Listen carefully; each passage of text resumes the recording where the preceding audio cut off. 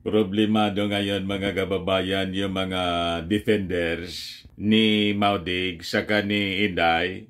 Bakit niya Mr. Maravillas? Nilaglag sila mismo ng kanilang ipinagtatanggol na patron.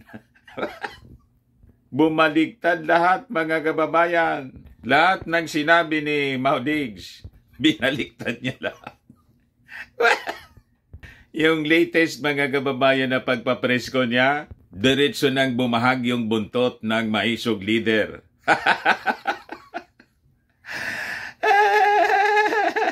Pati yung pag-accuse niya mga kababayan noon sa Davao Rally na tinawag niyang bangag yung ating Pangulong Bongbong Marcos. Adik daw yung ating Pangulo. Biglang nag-deny si Fentanyl. Wala man na niya kung sinabing ganon. Patayin niya ako niyan ni Marcos. Kita ninyo? Biglang bumahag yung buntot mga kababayan ng maisog leader. Binawi lahat yung mga sinabi. Si Inday naman, binawi yung EDSA message niya. Talagang Mr. Maravillas, mag-ama talaga. Magamang pathological liar. Ano niya Mr. Maravillas yung ibig sabihin ng pathological liar? Yun ang tawag ni Trillanes kay Maudigs, pathological liar niya. Ang ibig sabihin po, normal na sa kanya yung magsinungaling, nananalaytay sa dugo yung kasinungaling. Diba? Ang pathological liar po, yung isang uri ng sinungaling na pag nagsisinungaling po, na hindi kumukurap.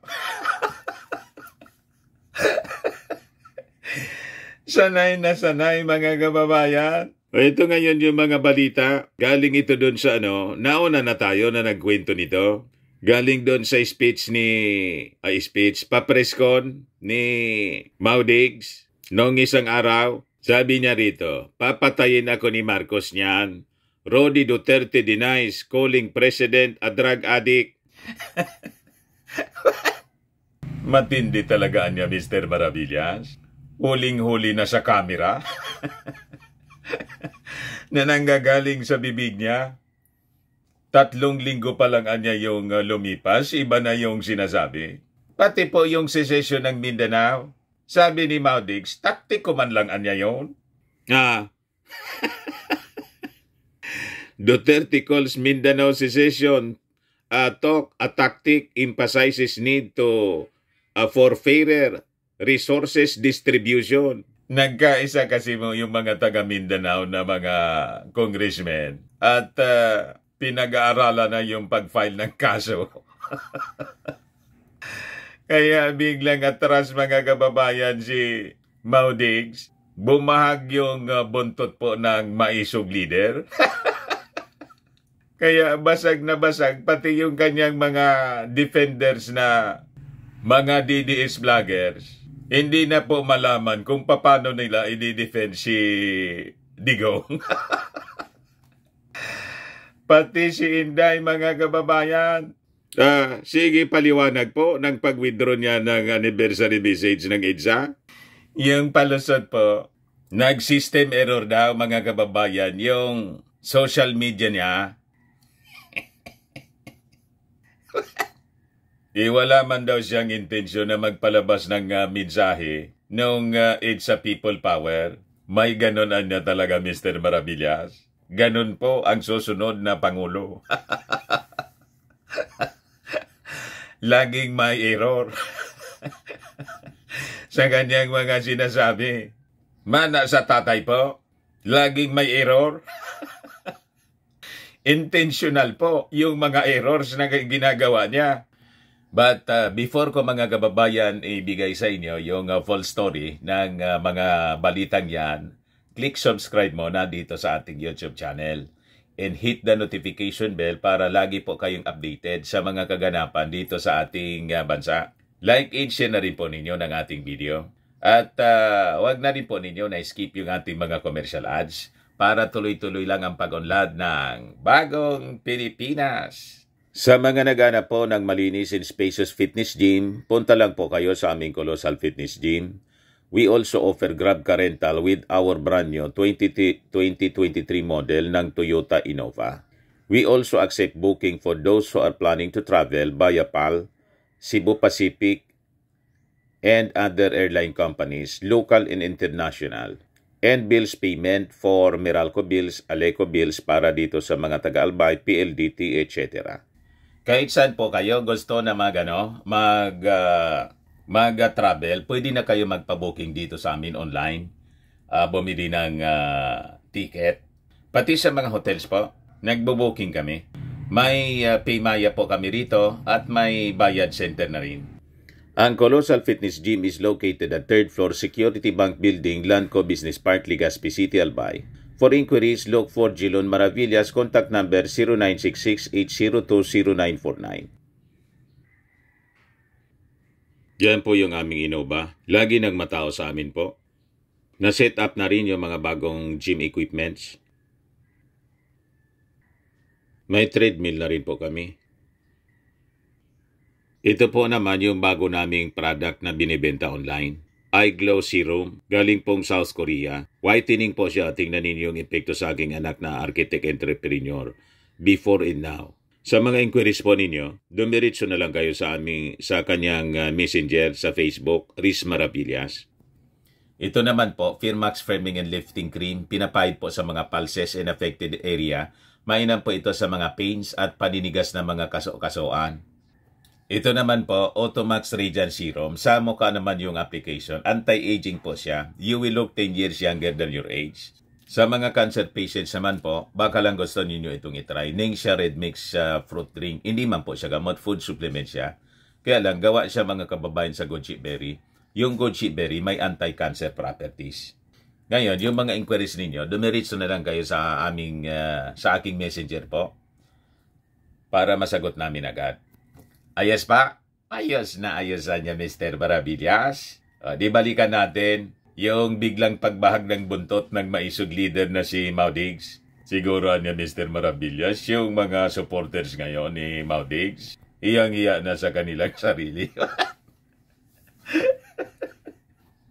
Malamang magsipagbaliktaran na po, mga kababayan, yung mga natitira pang kakarampot na supporters po ni Maudigs. Bakit niya, Mr. Maravillas, kakarampot? Kakarampot man talaga po. Nakita ninyo yung pa-prayer rally sa Cebu na punong-puno ng pagmumura. Meron niya, Mr. Maravillas. Sabi, kaya medyo kalmado si Maudigs sa kanyang mga pagsasalita. Hindi tulad ng nangyaring prayer rally po sa Davao na talagang matindi yung bira. Nag-warning palaan niya si Mayor Rama na pag may nangyaring hindi kaaya-aya tulad ng nangyari sa Davao na matinding ilipusta ng mga Duterte yung ating Pangulo, mag-walk out siya. Yun po yung sabi nun sabi sa balita po na mismong sinabi ni Harimau.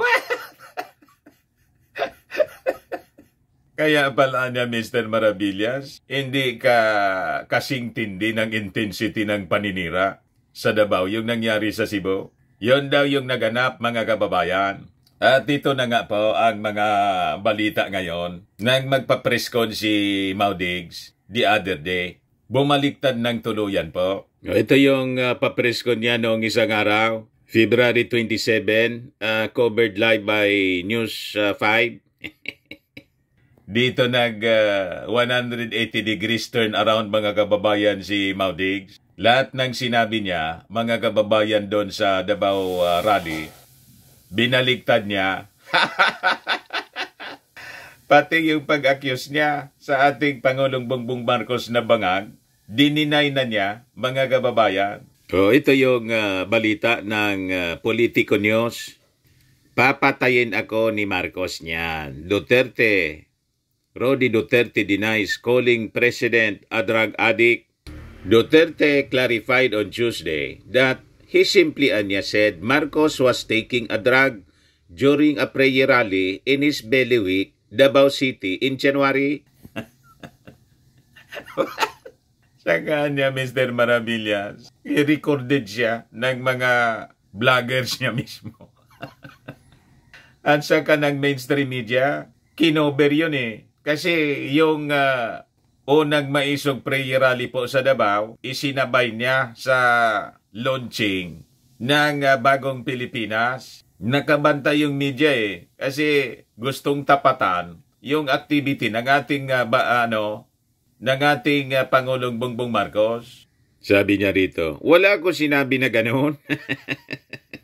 Even if you kill me 1,000 times, wala akong sinabi na ganoon. Make it taking a drug. Pero kung sabihin mo mong adik, wala akong sinabing ganoon. Patayin ako ni Marcos niyan. Mawa ka naman sa akin. Matanda na ako. Duterte said in a press conference. Kaya sabi ni dating Senador Antonio Trillanes, isa niyang pathological liar itong si Digong. If I can say it to Marcos, I can say it for all. Antibiotic, aspirin, they are all drugs. Pero wala ako sinabi. Patayin ako ni Marcos niyan. Takot pa naman ako mamatay. Matanda na ako. Ang kita na ninyo mga kababayan kung anong uri ng tao itong si Fentanyl at Fentanyl. Si Digong, kaya sabi ng Impact Leadership, it's the Fentanyl. Duterte denies calling PBBM a drug addict.